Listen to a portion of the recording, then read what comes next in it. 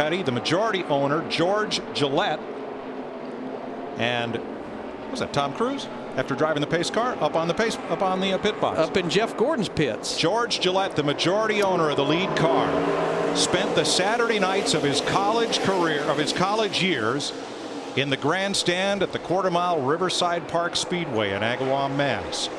He's a lifelong lover of this sport, and right now his car with Emporia, Virginia's Elliott Sadler leads Matt Kenseth, Reed Sorensen in another Petty car, A.J. Allmendinger in yet another, and Tony Stewart. But what's great about Elliott Sadler leading this race with 58 laps to go, he was basically told in late December he would not be driving this 19 car in 2009. They worked through some things. They got back together. He was back in the car by mid-January, and here he is leading the Daytona 500. Again, I just want to comment congratulate that crew chief down there for that little lecture he gave to Elliott. You drive that car, we can win this race. We heard the same thing from Steve Letarte to Jeff Gordon. Look, we know we got a little tire issue here, but we got to run this thing like it's the last run. 30 cars on the lead lap, and most of those 30 crew chiefs have just told their drivers, we can win this race. And you know a car Darrell and I have been watching, and we were both talking during a commercial break. What is wrong with the 55 car, Michael Waltrip? And lo and behold here, 57 laps to go.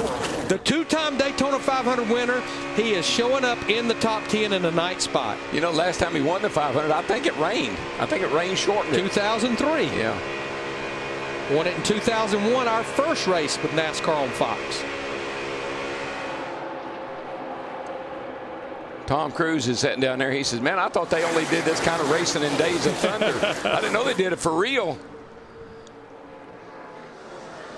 Cruise was introduced to the sport by one of his co-stars, Paul Newman, and like Newman, went racing sports cars, had a good time at it. And he said, then he came to Daytona with Rick Hendrick and said, I want to make a movie about this.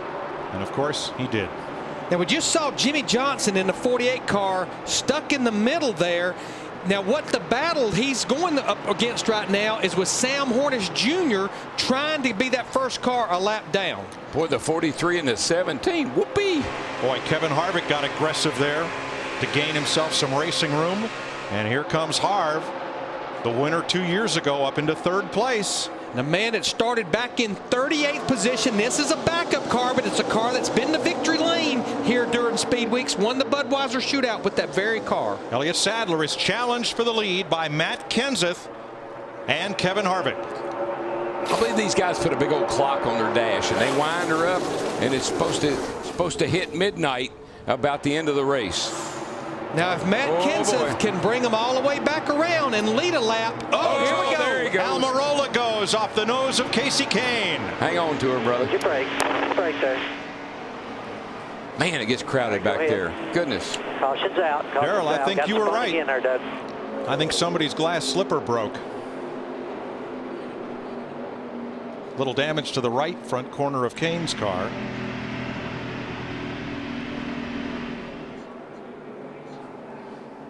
All right, first let's go back a lap and show you the contact between Reed Sorensen, 43, and Matt Kenseth, the second and third place cars.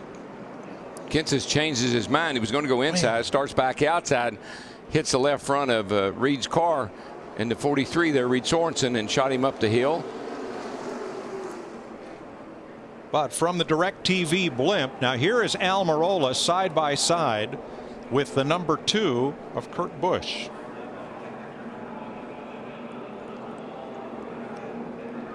He runs up on the back of. Yeah, what a stack up. Yeah, right I mean, there. it's just they're just all wadded up right there. He gets hit from behind by Sam Hornish. Sam Hornish shoots him to the left about the time that the 43 cars come along. Or the Casey Kane, the 9 cars come along. Close quarters.